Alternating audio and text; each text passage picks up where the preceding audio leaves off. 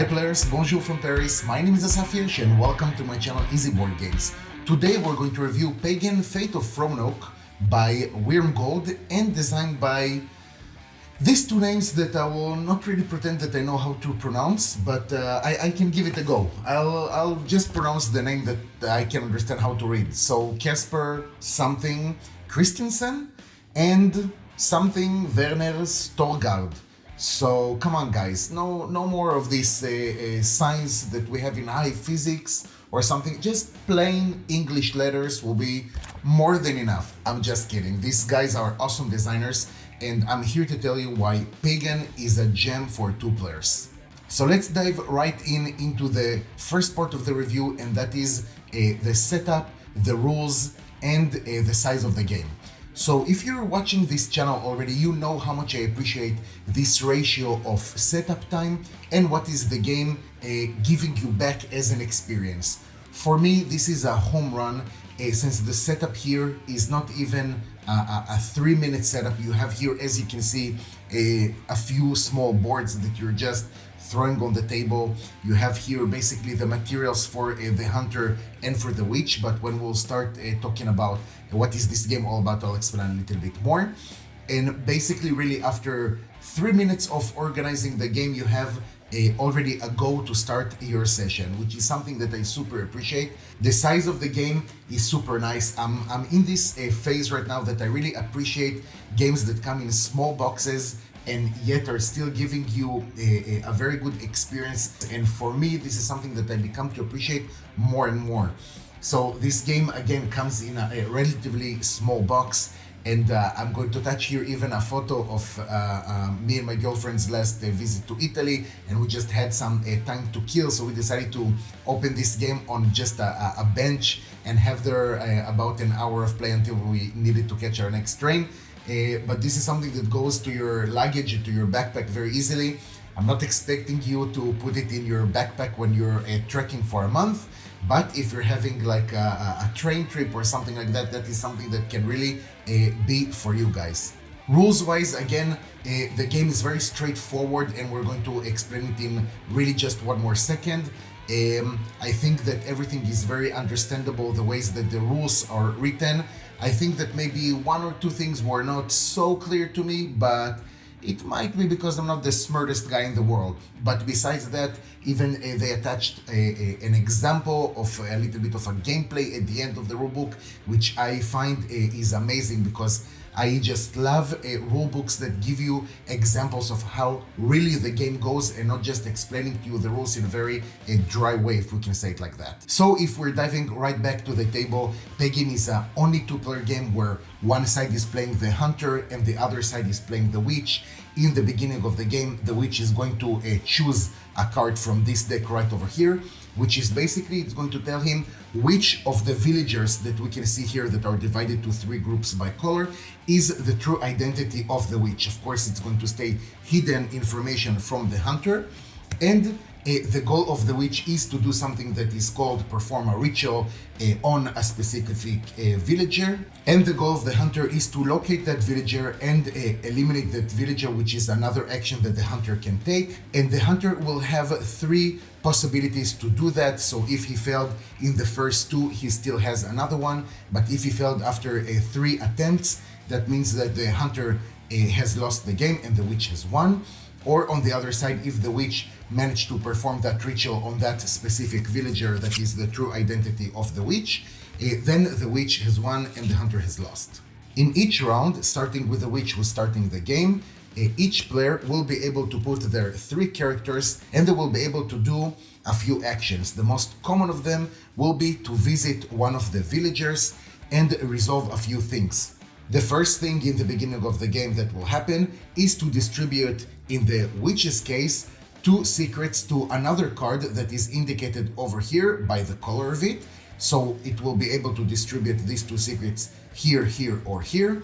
And then at a later stage, if on a specific villager we're going to have 3 secrets, then when the witch will visit this villager, it will just change these 2 secrets into 1 favor. So when we look on the witch player aid, we can see that 2 perform this ritual in order to win the game, the witch will need to have 3 favors on the specific villager, which is the true identity of the witch. The other possibility that we have in this game is to play cards.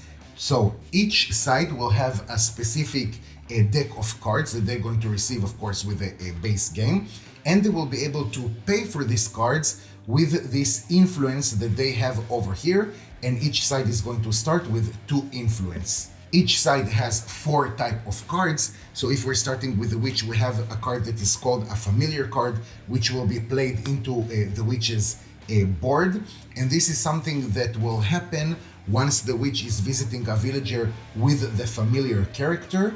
So they will be able to visit a specific villager and then do what it says on the card, or even pay some influence, for example, and enhance that effect. The second type of card will be a potion, which again will be a card that will be played into the witch's board.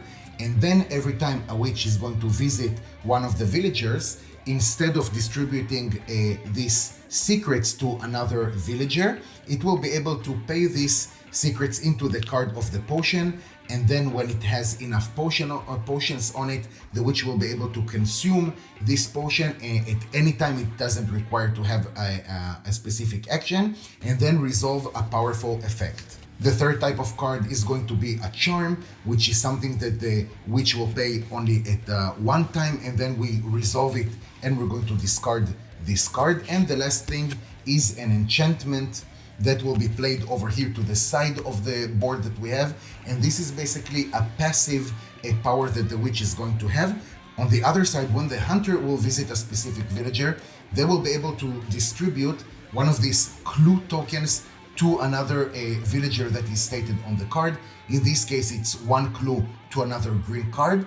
And the next time they're going to visit a villager, if that villager is going to have 3 of these clues, then when they will visit, they're not going to transform these 3 clues like we saw with the witch. They will just be able to add one of these tokens of evidence to their board. When they're going to have 3 of these tokens, they will be able to do a specific action, which is called exonerate a villager, which means that the hunter will draw a card from this pile of villagers, and then of course being kept secret from the witch. Then now they know that this specific villager is for sure not the witch, and they can divert their effort to another card. The cards that the hunter will be able to use are an event, which just like the charm is something that the hunter is going to pay for and then execute what is written on the card and then discard the card. Or they will be able to use an ally, which is something that the hunter will play to their board.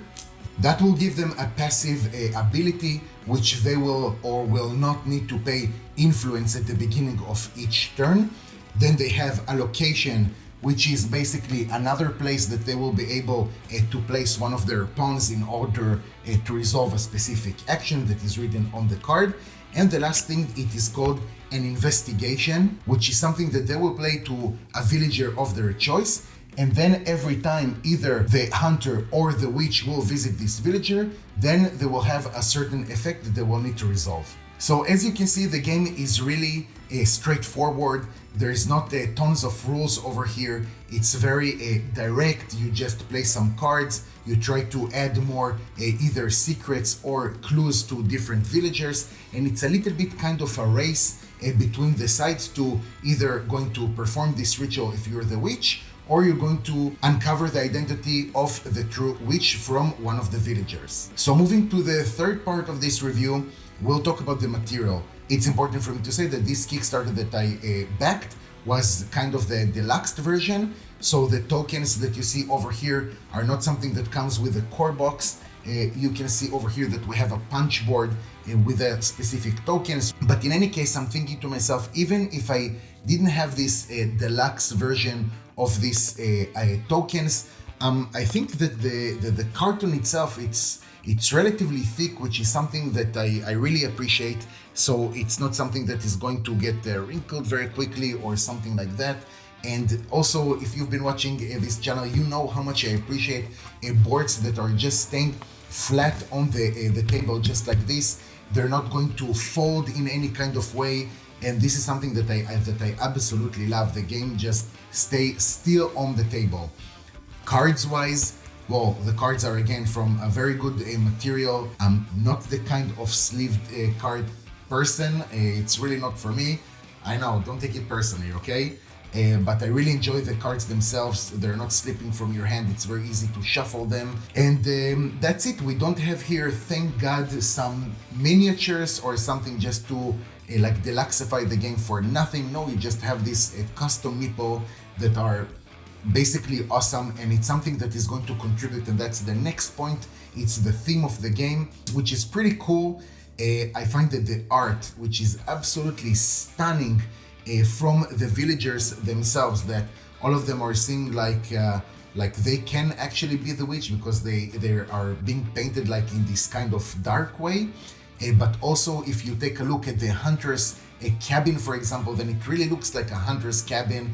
Or if you take a look at the witch's board, then it looks like this witch's shack, you know, in the middle of the woods or something like that. It's something that I really appreciate, and you really feel like you're inside this village, trying to identify or trying to actually divert the attention from the true identity of the witch. So the gameplay itself, let's talk about the most important thing. It's something that you dive into, and it's something that you're really enjoying.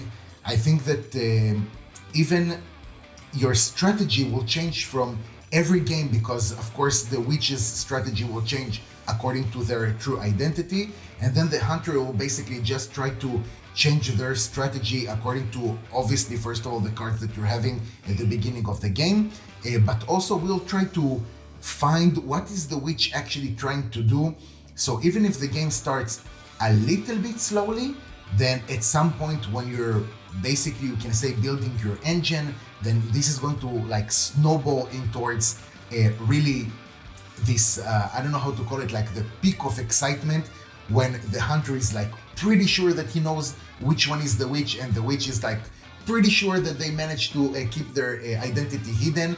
And then the clash at the end is something that is every time leaves a lot of satisfaction. So now let's talk about the thing that it might be less good in this game, but it will make sense. First of all, in every game that you have a deck of cards that is basically not supposed to change, it's a pre-made deck of cards, then yes, at the end of the road, of course, if this game is hitting your table day after day after day, then at some point you already know all of the cards, and you know what are the effects, and you know how to anticipate a little bit better what will be with the other side. But I think that if you're already watching this game, I don't think that Pagan is one of your first games that you're having in your collection. So us board gamers to have a game that is hitting our table day after day, I think that it's something that is super rare. But if you do find yourself playing this game again and again and again, which you definitely should, and you find yourself a little bit bored maybe with the specific cards that you have, then they got you covered, because first of all, they inserted about 2 scenarios into this game that are going to change a little bit the game. But if that is not going to be enough for you, then you're going to have, first of all, this expansion that is called Beyond the Palisades, which is going to add here another mechanism to this game in terms of gloom tokens. To be honest with you, I haven't checked the expansion yet, because for now, I really don't feel the need to open an expansion to a game that I'm just enjoying as is. So I'm trying to add more expansions to my game only when I feel like, okay, that's it. This game, I understood it. It's like a little bit not interesting for me anymore, and I'm ready to have something new, the same game, but like with new experiences. But this is again something that you're going to have here. So besides that, which again, it's another mechanism to the game, you're going to have here more cards that are going to be added to the hunter and to the witch. And if that is not enough for you, then after even that, we're going to have here 4 small like mini expansions in terms of different cards. The first one is called Ancestors, which are again basically a new set of villagers, you can say, that are going to obviously add to the mix of the game. That is going to add like new content. You'll be able to just re-experience the game with completely different villagers that have different powers, let's say, or different actions that you'll be able to take. And if that is not enough for you, then we're going to continue to Close Encounters, and then to Trails of Old, and then to Mind Games. So everything here is going to add cards to the Witch, to the Hunter, and at the end I think that if you're adding all of these cards to the cards that you have already in the base game and with the first expansion, guys, you have here a lot of content. And if that is not enough for you, then you'll be able to send some postcards that I received with the Kickstarters, because when don't you send some postcards of board games that you receive with Kickstarters to another fellow board gamer somewhere? And if that is not enough for you, then go and finish Gloomhaven's campaign, will you? But all jokes aside, guys, I think that Pagan is a hidden gem that not a lot of people are aware, and that is, in my opinion, a shame, because I think that for a relatively light two-player game, this is awesome. I can see a Pagan stays in my collection really for the foreseeable future, and I totally recommend for you guys to check it out. Guys, if you've been watching so far, thank you so much for your time. I really appreciate it. If you saw something that you like, or if you learned something new, please consider subscribing to my channel and help me grow to the next milestone of 500 subscribers. I will have a very, very nice giveaway, free of course, for you. Like and comment on the video. Let me know what did you think about the video. What do you think about Pagan, if you have it or if you don't. And let me know which kind of video would you like to see on this channel. Take care and see you next time.